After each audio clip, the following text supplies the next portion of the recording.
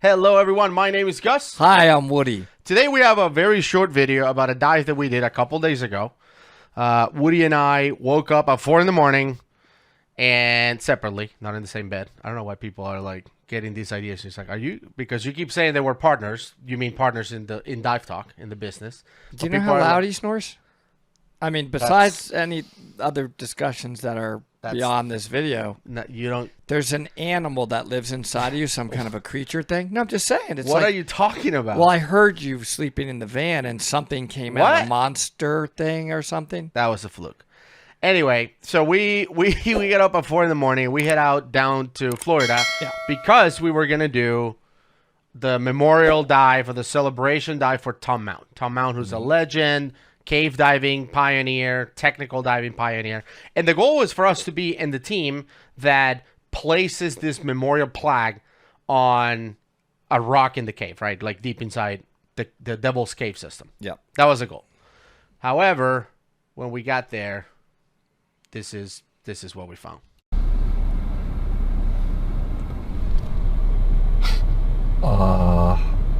I don't know how long a line like this takes us before we're actually in the water. Is it like an hour if we're lucky? Because there's also a giant line after you park. I mean, I've never even seen a line in here. First time. Not even 3 cars. Nothing.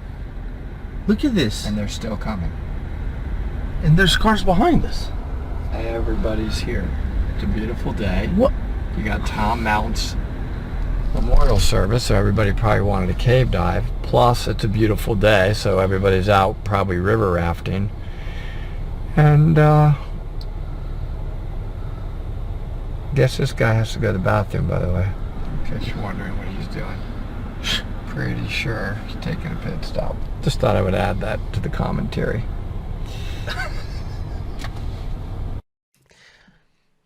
Yeah, thanks for the insight on that. So anyway, we get there. Basically, everybody's waiting for us at that point. Everybody's in the water, ready to go, almost. And we hit that humongous line. Like an hour just to park and then an hour to check in. So by the time we made it to the water, first of all, the water was like zero vis, which is normally crystal clear. Right there when you get ready, on the run.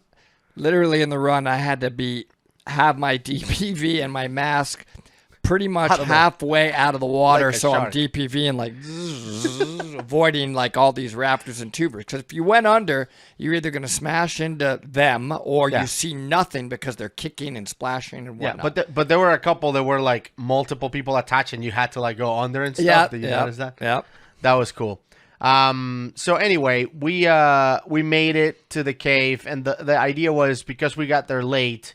Instead of being part of the team that places the plaque inside the cave, we were going to be just doing a big dive. We were like, okay, you know what? To honor Tom, let's just do a big dive. Like stage bottles, DPV, like just go all out, big dive with Ginny. Which it was a very big dive. Yeah. So we ended up, Woody and I, with 4 tanks total. So 2 tanks for bailout, 1 with 100% O2, which we placed near the entrance of the cave, and 1 humongous one, which you still say is bigger than 80. It's the biggest aluminum 80 you've ever seen.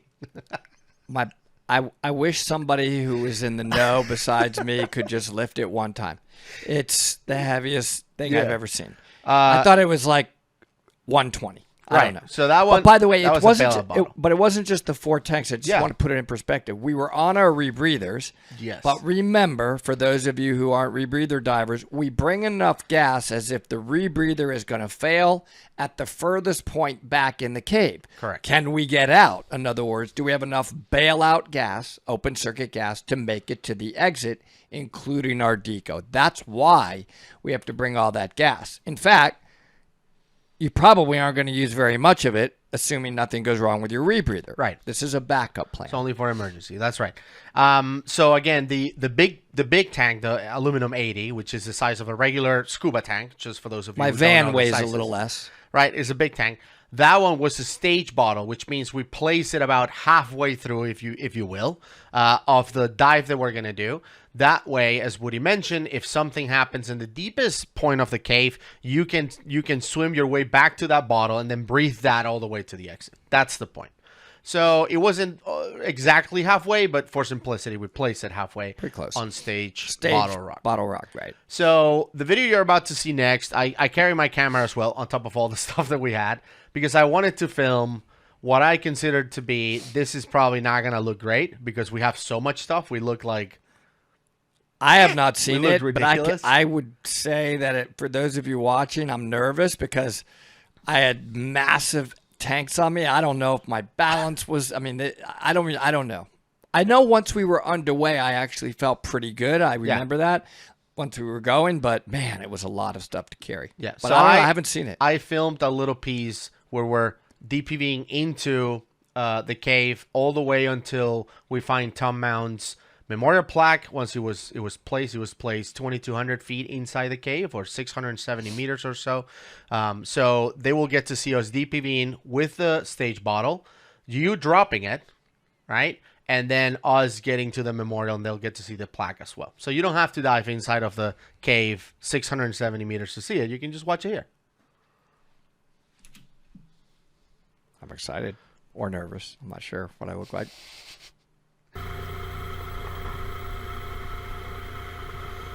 That's me? Well, that's you on the right, yeah. Okay. And Benjamin, the third diver in our team, is on the front. Great diver, by the way. Benjamin. Yeah, he's really, awesome. really good. A lot of experience.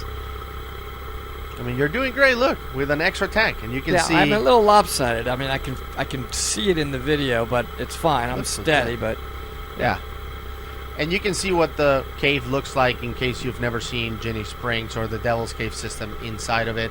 This is probably about 1,000 feet inside of Ginny. Like 300 meters or so. So you were just hanging out back there filming, huh? Yeah. Dude, looking solid. Fine, Looking awesome. fine. And I know that it looks like we're going slow. We are actually swimming against a river. This is a river. Like on the DPV, it feels like we're going 100 miles an hour. I think I remember being at like a 7 or 8 on a throttle of up to 9 here, because between going against the flow and those big bottles. Yeah, that flow is, we're like a sail. I mean, the flow is just pushing us back. Man, so. but I can tell, I was a little out of balance there. Woody with his pink helmet. Oh, you didn't have the light on trying it to see the on the scrubber. helmet. No, I didn't turn it on. I have it mounted, but Yeah, a little bit of, I love those sand dunes in there. You Yeah. know, it's like you got to go up and down over them. It's like a beachfront way back in the cave. yeah. That's true. Look how black the rock is in that part of Jenny, too. It's pretty cool. I like it that it changes colors. Like the deeper you go, the rock and the walls change colors. But I mean, you're looking good. Look, your scrubber is touching your tank. Yep, a little bit, that's slightly elevated, but Ed Swanson and his team really worked on getting that scrubber to lay down. Yeah. Yeah. Okay, So this is I'm like- relieved. It's all good. No Yeah, kicking, this is no like 5 not too out of uninterrupted balance. minutes of DPVing. There he goes up. Oh, that's a fun spot. I remember that. Yeah. And the important thing here, and why you want to get certified, one of the important things we learn on the DPV certification is to be able to navigate through these caves and not silt it out with a prop wash. Yeah. And you can see that Woody's navigating everywhere, and his prop is kind of pointing a little bit up, not down into the bottom, because this is all silt at the bottom. It looks like beach sand or whatever, but that will pick up if you point your prop to it. That would be just a dust cloud. Yeah.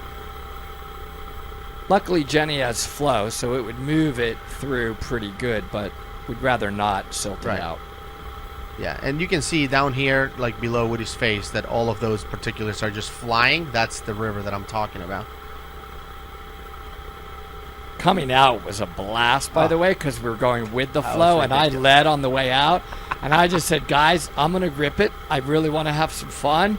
And it was like, I just remember when you said, it's like, okay, here we go. there we go. It's Gone. like, It's just had to enjoy that flow. It's like surfing through the cave. I just wish we had better lighting so people can understand the size of this cave.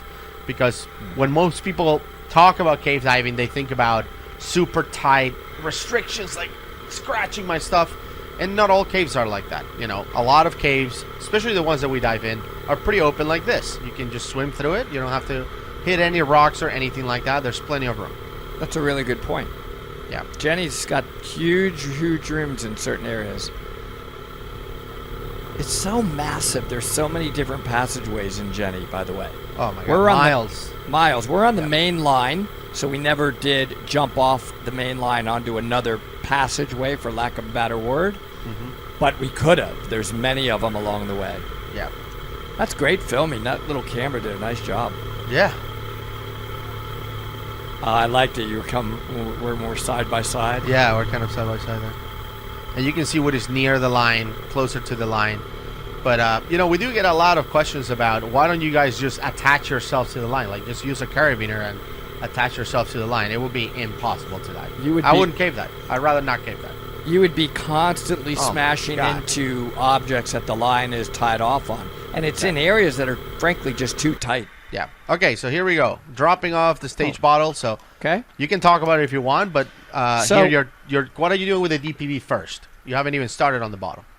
So what I'm doing is I'm first getting my DPV situated. It's on my right side, and I clip it off up top of my D-ring so that I can get this tank then. And I want to be up high and not kicking anywhere near the bottom, so I really tried to focus on keeping my fins up. Yeah. You're trying to release that waist clip, which So was I in got- a top position. I've got to move that on my waist. My D-ring there is way tucked back in. Yeah. I really do need to move it.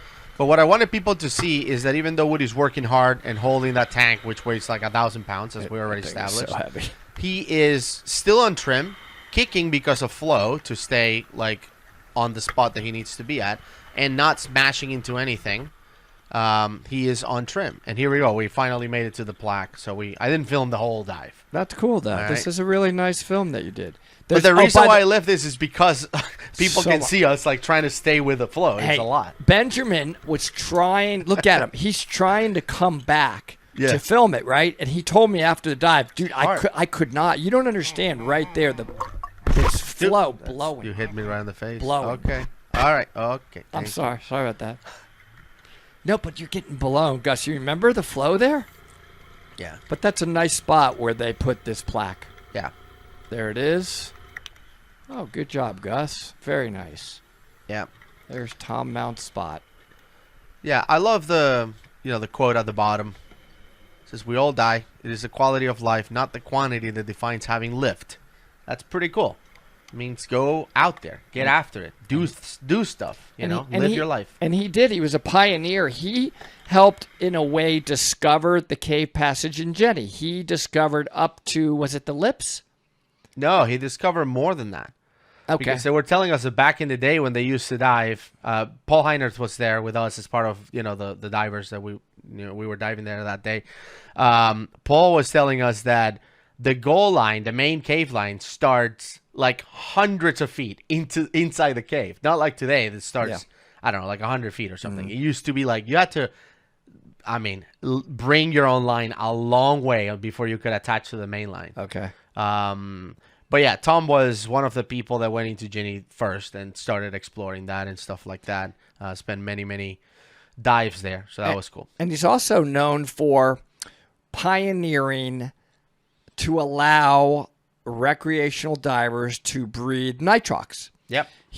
Before that, it was like this voodoo gas. The military was using it, but it actually, I remember when it became illegal, you could not buy nitrox. It wasn't that long ago, by the way. This was in the early 90s. You Wow. could not dive nitrox. Then he helped write a class, and he said, why? We can dive nitrox. We just need to understand the effects of the additional oxygen on the body. Yeah. And he wrote classes for it. And then, of course, now every agency, it's probably one of the most popular classes that people take right after open water is their enriched air nitrox class. That's but right. He led that path for sure. That's awesome. And I like the fact that you say it wasn't that long ago. It was the 90s. That was 30 years ago. Like, Oh, well, it's amazing. I just can't believe it. It doesn't feel that me. I still feel like the 90s was 10 years ago.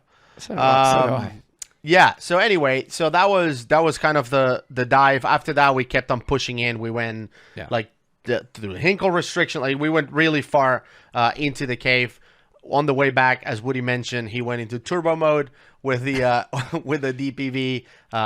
Were you okay with that, by the way? That was amazing. And I mean, I never saw you shaking me off. One time I looked and I saw you right there on me. I'm like, okay, man, they're fine with this. It was awesome. It was fun. We were flying, and I remember there were parts of the cave where the line would cross, like from the right to the left or whatever, and you would go left, and I would go right, and then we would meet back in the middle. It was so cool, and that's why we did the class. That's why we bought a DPV. That's why we got trained on it to be able to do things like that safely. We picked up our bottles, went out, did our deco. And that was that. That was the dive. And then we went to Tom's thing after that, the ceremony, all of that. And then we drove back home. So that was like what a day. 4 a.m. to 1 a.m., Yes. kind of pretty intense, but it was pretty awesome. And I actually dove the next day. The next morning, I had a dive at the Georgia Aquarium. I happened to be wearing that today. Literally, I had a surface supply dive early the next morning. I was like... I know. I woke up and I'm like, oh, my God. Yesterday was so... And then I opened Facebook and it's your pictures at the Georgia Aquarium. I'm like, yeah, I'm diving. And I'm like, that's crazy. Watching this makes me want to do, right? You know how bad I want to be back there with those big bottles. And you know what? You know why I say that? Honestly, we like to practice. And I got to tell you, you need practice with those. Or I do. I like to just speak for myself. I need practice with those. Yeah. Like that does not come easy for me to have that extra weight on. I'm really sensitive to weight. Yeah. You were telling me your whole wing was like inflated. Right? When I put that bottle on, I was like... I mean, I was way overweighted, and I don't have any weight on my sidewinders. I'm not really wearing weight. Yeah, me neither. Yeah. But those, dude, they really weighted me down. You do need to practice, and once in a while, I like those dives that are like it's gonna take us an hour to get set. I mean, there's just so much stuff. There is, but that is why I love cave diving, because of all of those things, all of those techniques, all of the thing that takes place to make it safe. And overall, it was awesome. It was awesome. And, shout out to Doug Eversole, who invited us to be part of Tom Mound's, memorial dive and ceremony. Shout out to Benjamin, who was there way earlier than us and decided to wait and dive with us. He led us. He didn't have to do it. No, he's right? great. Benjamin was awesome. And then he was like, hey, guys, you want to do a night dive? I know. He is. I said, Benjamin, you never stop, dude. He goes, I'll go. If you say night dive, I will go. It's like a machine. We're like, hey, no, we're going to Tom Mound's thing. He said, oh, no, that's fine. You guys can go. And then we do a night dive at Cow Springs. Benjamin, one of these days, though, we're going to take you up on both the morning and night dive. He's awesome. Yeah. And before we left, he was like, when are you guys coming back? Let's go diving again. Thanks, Benjamin. You led that perfectly. Shout out to everybody. Brian, Paul Heinerth, everyone who was there involved that day was awesome. I hope you enjoyed watching even a little glimpse of what last weekend's dive was like. And, we enjoy showing those to you. And we've done several of these now. Yeah. One of them, it's on the members-only videos, by the way. Our dive at Twin Caves, which was our deepest penetration ever. Yes. Total silt out. Yes. 4,200 feet. It was interesting. If you're a member, go check that out. If you're not a member, please consider becoming a member, because there's a ton of videos that are available only to members. But if you're not a member, if you want to watch us in action, cave diving, which people ask, we need more videos of you guys cave diving. I want to drop a video right here. Bye, everybody. We'll see you next week.